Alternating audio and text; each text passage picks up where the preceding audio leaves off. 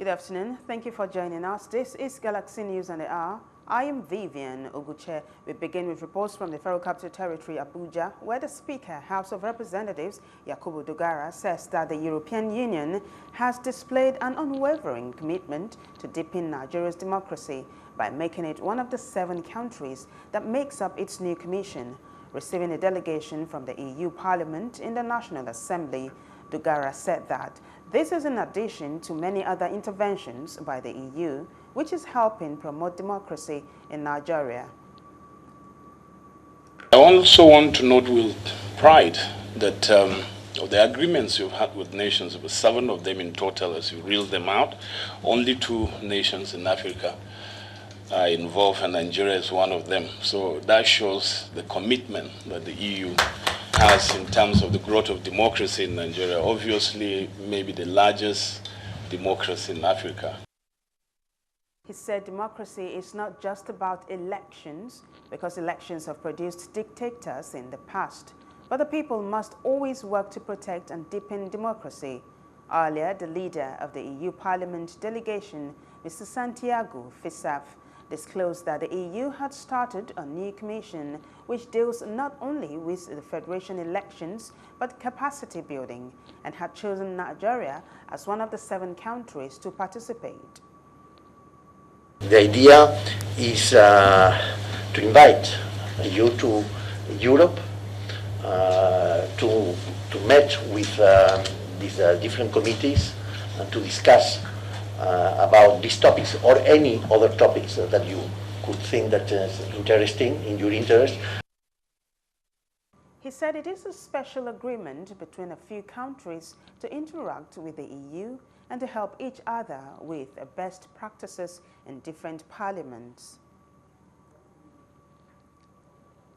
Acting President Professor Yemi Osinbajo says the federal government is committed to continuous engagement with Nigerians to explain government policies and receive advice from them.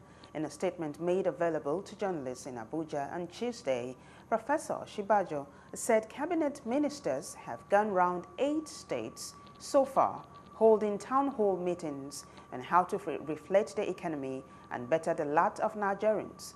The acting president also commended the Inspector General of Police and his officers for handling Monday's anti-government protests in major cities across the country with professionalism and respect for the rights of citizens. Professor Osinbajo was optimistic that with complete focus on the part of government to improve the economy, the recession will become history soon. Meantime, the founder of the Movement for the Actualization of the Sovereign State of Biafra, MASAB, and leader of Biafra Independent Movement, BIM, Ralph Uwazurike, says President Muhammadu Buhari will not die but live to see the actualization of Biafra. He made a declaration through his special assistant and leader of the BIM Anambra North, Emmanuel Omenka.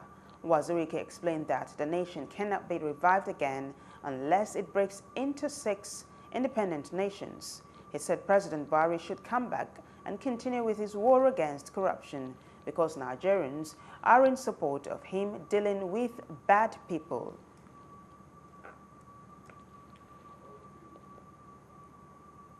We move to Edo State, where the House of Assembly passed the 2017 budget proposal of 153.18 billion naira.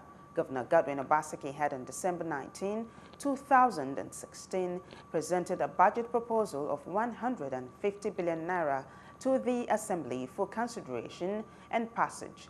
The budget consists of 75.11 billion naira for capital expenditure, while the proposed recurrent expenditure stood at 74.9 billion naira. However, the Assembly increased the appropriation bill with about 3 billion naira, representing a 0.1% increase. During the consideration of the bill, 76.6 billion naira was allocated for capital expenditure, while 76.5 billion naira was allocated for recurrent expenditure. After considering the amended document, the Assembly passed the bill, and the Speaker, Dr. Justin Okunabo, directed that clean copies of the bill be sent to the Governor for his assent. Well, that does it for us here. Thank you so much for watching. We'll be back at 6:30 with more reports. I am Vivian Oguche. Galaxy Party Time continues.